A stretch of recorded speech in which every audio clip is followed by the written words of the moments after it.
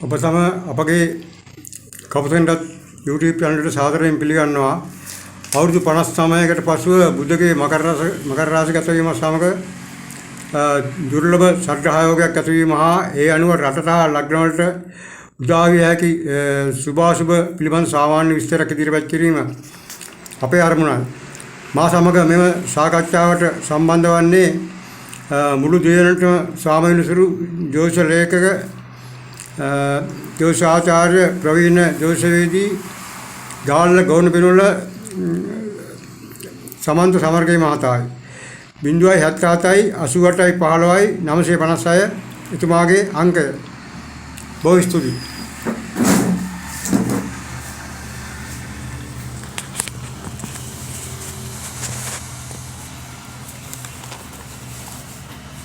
සියලු දෙනාටම සුබ දවසක් වේවා. පළමුව අපේ අදහස 2021 පෙබරවාරි 4 වෙනි දින උදේ 10:56ට බුධ වක්‍ර ගමනින් මකර රාශිගත වෙනවා. ඉන්පසුව පෙබරවාරි 9 වෙනිදා සඳු රාත්‍රී 8:33ට මකර රාශිගත වෙනවා.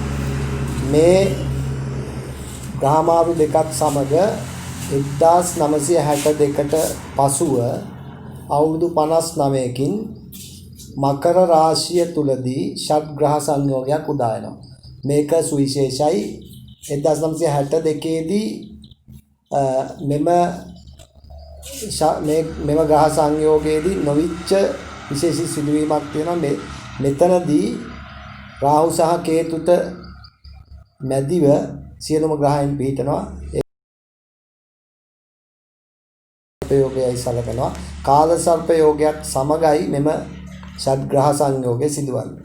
ඉතින් මේක මෙම සුවිශේෂත්වය මුල් කරගෙන ඔබට ඔබේ ලග්නවලට එතකොට රටට ඇතිවන තත්ත්වය පිළිබඳව යම් අදහසක් ඉදිරිපත් කිරීමයි මගේ අදහස. පළමුව මෙම එක මත තියෙනවා ලංකාව කුම්භ ලග්න කේන්ද්‍රය කියනවා, සිංහ ලග්න කේන්ද්‍රයට අයිති කියනවා, මකර ලග්නයට අයිති කියනවා. නමුත් පොදුවේ අද සම්මතයක් තියෙන්නේ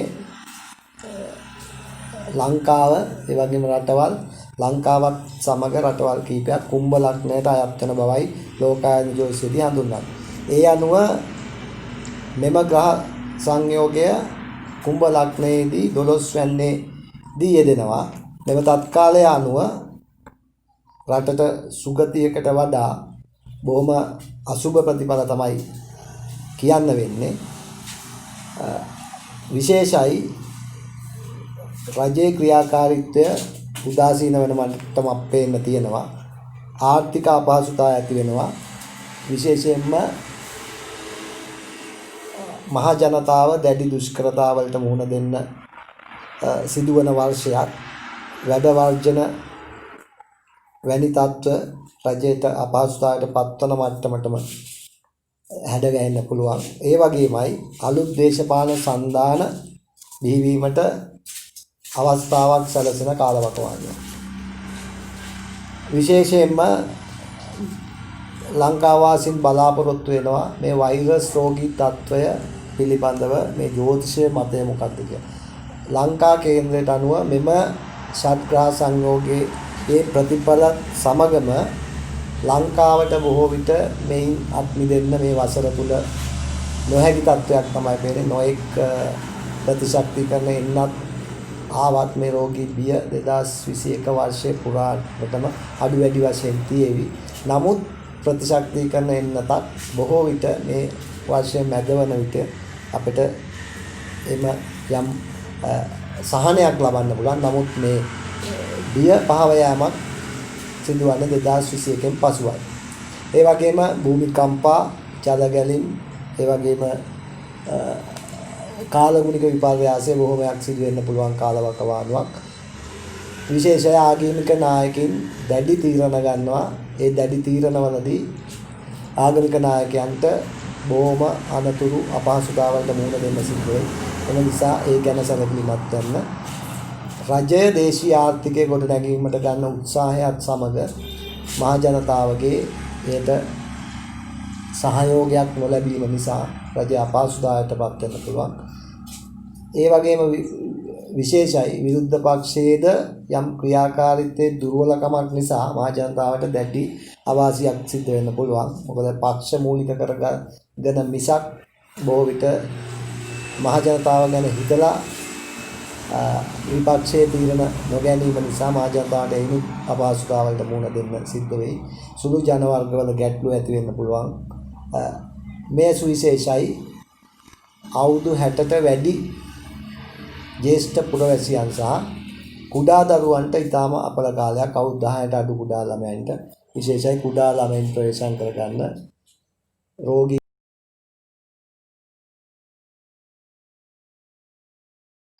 මේ දරුවන් ප්‍රවේශම් කරගත යුතුමයි.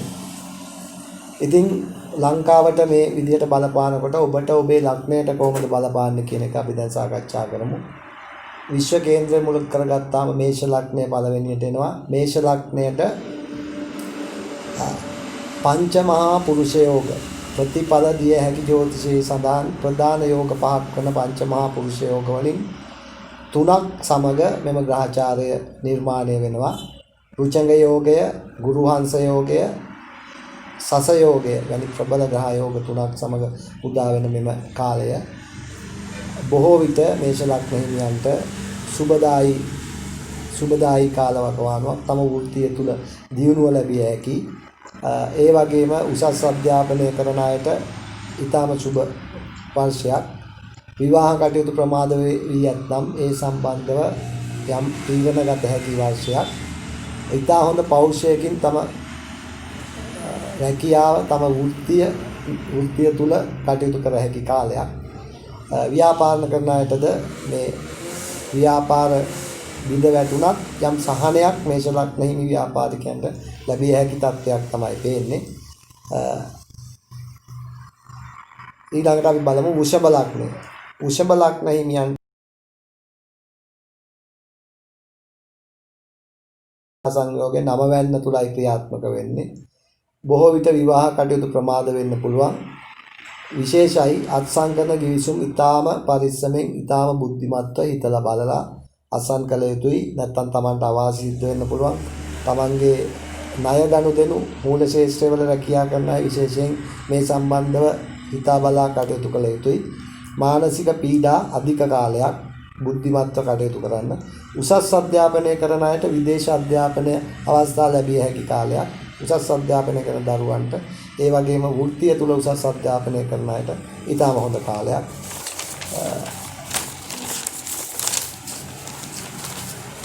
වැඩිහිටියන් ආගමික නායකයින්ගෙන් උදව් ලබා ගත හැකි කාලයක්. සහෝදර සහෝදරයන්ට අශුභ කාලයක්. Tamanට සහෝදරයන්ගෙන් ගැටලු මතුවිය හැකි කාලයක්. හිසේ ඇතිවන වේදනා පීඩා ඇති කරන කාලයක්. මුත්‍ර රෝග, වකුගඩු රෝග ආදීන් ප්‍රවේශම් විය යුතු කාලයක්. සම ඵල ලැබෙන කාලයක් වෘෂභ ලග්න හිමියන්. ඊළඟට මිථුන ලග්න හිමියන්. මිථුන ලග්න හිමියන්ට අටවැන්න තුල මෙම ෂඩ්ග්‍රහ සංයෝගය සිදු වෙන්නේ.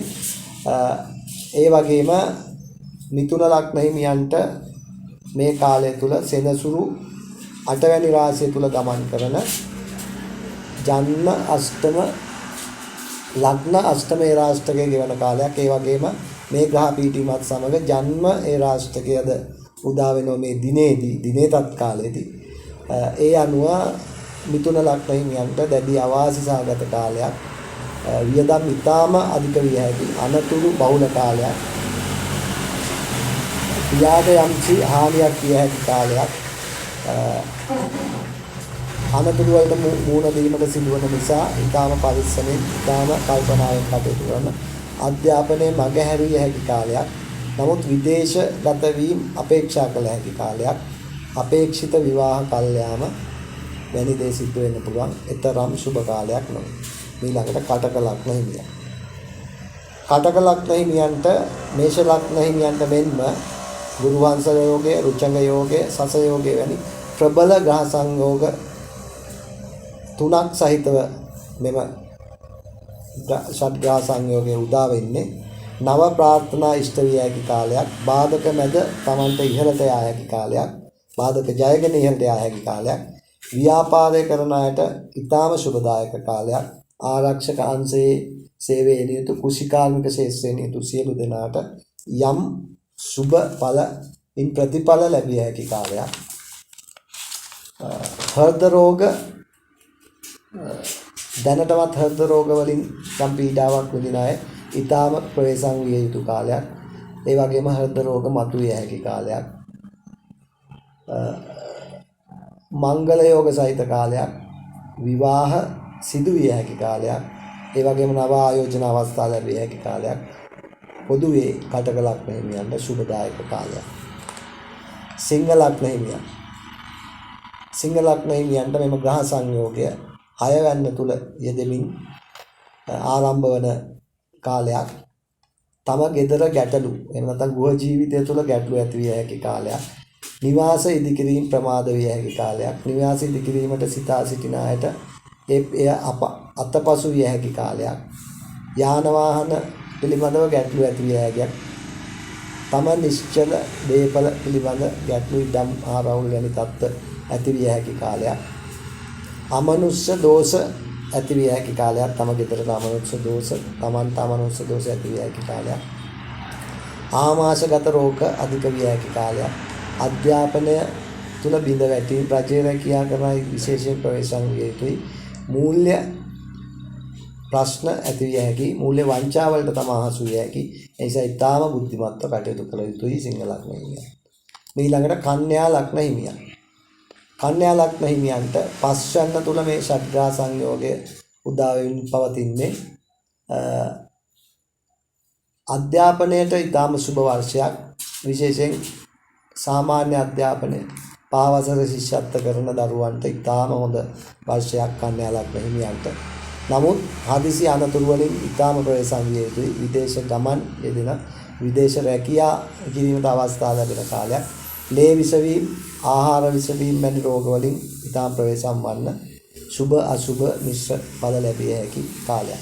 තුලා ලග්න හිමියන්. තුලා ලග්න හිමියන්ටත් මේෂ කටක ලග්න හිමියන්ට මෙන්ම පංච මහා පුරුෂ යෝග වලින් තුනක් වන සස, පුරුවංශ, රුචංග කියන යෝග තුන උදා වෙමින් තමයි මෙම ග්‍රහ සංයෝගය උදා වන්නේ. විවාහ අපේක්ෂකයන්ට ඊටාම සුබ කාලයක්. හවුල් ව්‍යාපාර වලට ගැටලු ඇති විය හැකි කාලයක්. තම පෞද්ගලික ව්‍යාපාර දියුණු විය හැකි. නමුත් හවුල් ව්‍යාපාර කරන අය ඊටාම කල්පනාකාරීව කටයුතු කරන්න. සිහි බුද්ධියෙන් කටයුතු කළ යුතු අවස්ථාවක්. තමන්ට වාහනයක්, නිවසක්, නිශ්චල දේපලක් මිලදී ගැනීමට අවශ්‍යතාවය තිබුණා නම් ඒට හොඳ කදිම අවස්ථාවක්. එවැනි අවස්ථා ලැබිය හැකි කාල සීමාවක්. සිහි බුද්ධියෙන් කටයුතු කරන හදිසි අනතුරු වලින් තරමක අසුබ ඵල ගෙන දිය හැකි කාලයක්. උච්චික ලග්න හිමියන්. උච්චික ලග්න හිමියන්ට ප්‍රධානයි ශල්‍ය කර්ම වලට මුහුණ දිය හැකි කාලයක්. සතුරන්ගෙන් තමන් පරාජය වන කාලයක්. සතුරු කරදර නිසා පීඩා විඳිය හැකි කාලයක්. ඒ නිසා තම තන්පත් ධනය, තම දේපල සතුරන්ගෙන් ආරක්ෂා කර ගැනීම හිසිත තබා ගත යුතුයි උච්චික ලග්න හිමියන්. සහෝදරයින්ගෙන් යම් ප්‍රතිඵලයක් ලැබිය හැකි. තම සහජ දක්ෂතා මතුවන ගායකයන්, ක්‍රීඩකයන් එවැනි වෘත්තීයවල යෙදෙන අයට 2021 වර්ෂය මේ ග්‍රහ ගෝචරයත් සමග සුබඵල ලැබේ යයි අපේක්ෂා කළ හැකි. විශේෂයි දරුඵල අපේක්ෂා කරන අයට එවැනි අවස්ථාවක් උදා වෙන්න පුළුවන්. විවාහ කටයුතු ප්‍රමාදයට විවාහ කටයුතු සාර්ථක වෙන්න පුළුවන්. රජ්‍ය රැකියා කරන අයට විශේෂ වරප්‍රසාද, විශේෂ වාසි ලැබිය හැකි කාලයක්. ව්‍යාපාර තරමක අවුල් විය හැකි කාලවකටම. ධනු ලග්න හිමියන්. ධනු ලග්න හිමියන්ට දෙවැන්නේ මෙම ග්‍රහ ගෝචර ගමන සිදු වෙමින් මෙම තත්කාලයේ උදා වීම සිදුවන්නේ. විශේෂයි ධනු ලග්න හිමියන්. වැඩිම ආවාසිය මා දකින විදිහට ධනු ලග්න හිමියන්ට ධනහානි, ණය ගැනීම වලදී ඇති වෙන ණය වීම, ඒවා ගෙවා ගැනීමට වන අපහසුතා නිසා දැඩි මූල්‍ය දුෂ්කරතාවලට මුහුණ දෙන්න වෙනවා ධනු ලග්න හිමියන්ට. මූල්‍ය ශේෂ්ත්‍රවල කටයුතු කරන ධනු ලග්න හිමියන් ඉතාමත් ප්‍රවේශම් වෙතයි. අනිවාර්යයෙන්ම මුදල් වංචාවලට හසු විය හැකි නිසා ඒ ගැන දැඩි සැලකිලිමත්ව කටයුතු කරන්න. නමුත් සතුරන්ගෙන් යම් ජයක් ලැබිය හැකි. සතුරු කරදර අවම වන කාලයක්. තමන්ගේ පැවති නඩුවම වලින් යම් ජයක් ලැබිය හැකි කාලයක්. ප්‍රේම සම්බන්ධතා බිඳ වැටෙන කාලයක්. පෙරසේම ක්‍රීඩකයන්ට එවැනි සහජ දක්ෂතා මතුවිය හැකි කාලයක්. මකර ලග්න හිමියන්. මකර ලග්න හිමියන්ට විශේෂයි මෙම ග්‍රහ සංයෝගයේ උදා වෙන්නේ මකර ලග්නය තුලයි. එම නිසා මකර ලග්න හිමියන්ට ප්‍රධාන වශයෙන්ම මේ ගැන විශේෂ වාසි සහිතයි. අර වගේම මේෂ තුලා කටක ලග්න හිමියන්ට සේම මකර ලග්න හිමියන්ට උච්චංග යෝගය, ගුරු වංශ යෝගය, ඒ වගේම සස යෝගය සහිතව උදාවන කාලයක්. ඊටාම හොඳ කාලයක්. කුෂි කර්මාන්තයේ යෙදෙන අයට ඊටාම හොඳයි. කනිජ සම්පත් එහෙම නැත්නම් මැණික් මිනිරන් කර්මාන්තය කරන අයට, මැටි වලින් කරන කර්මාන්තය කරන අයට ඊටාම වාසිදායක කාලයක්. ඒ සඳහා අවස්ථාව ලැබෙන කාලයක්. ඒ සඳහා මූල්‍ය අනුග්‍රහය රාජ්‍යයෙන් තුලින් ලැබෙන කාලවකවානුවක්. සුවිශේෂී වරප්‍රසාද සහිත කාලයක්. විශේෂයි මහානදම් පුරන්නට කාලයක් සිතා සිටින අයට, අධ්‍යාත්මික සුවය ලබන්නට සිතා සිටින අයට ඊටාම හොඳ අවස්ථාවක්. මෙය විශේෂයෙන් එවැනි අවස්ථාවක් ලැබිය හැකි කාලයක්. ආමාශගත රෝග, තද උණ රෝග වලින් ප්‍රවේශම් විය යුතුයි. කුම්භ ලග්න හිමියන්. කුම්භ ලග්න හිමියන්ට මෙම ග්‍රහ සිදුවීම, මේ ග්‍රහ සිත්තම තරමක අවාසිදායකයි. සිතේ සතුට අඩුවන කාලයක්. විශේෂයි සිතේ සැනසීමෙන් කටයුතු කළ නොහැකි කාලයක්. සිත පීඩා විය හැකි කාලයක්. සහෝදරයන්ගෙන් ප්‍රශ්න මතුවිය හැකි කාලයක්. වියදම් ඊටම අධිකයි. ආදායම අඩුවීම, වියදම වැඩිවීම නිසා තමන්ට ණය තුරුස් වෙන්න සිදුවන කාලයක්. තම දේපල සම්බන්ධව ගැටලු ඇති වෙන කාලයක්. විදේශගත වීමට නම් යම් අවස්ථාවක් ලැබිය හැකි කාලයක්. උසස් අධ්‍යාපනය කරන අයට ඊටාම අශුභ කාලයක් විදිහට තමයි කුම්භ ලග්න හිමියන්ට දකින්න පුළුවන්.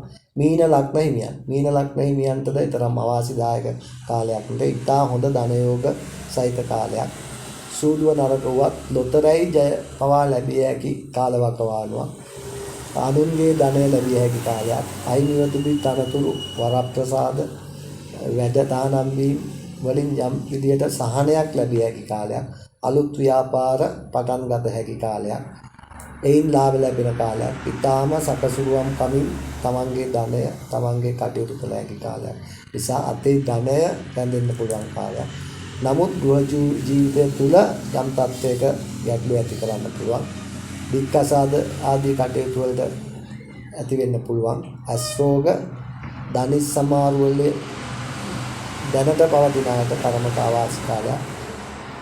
මේ විදිහට තමයි ලග්න 12ට බලපෑම් කරන්නේ.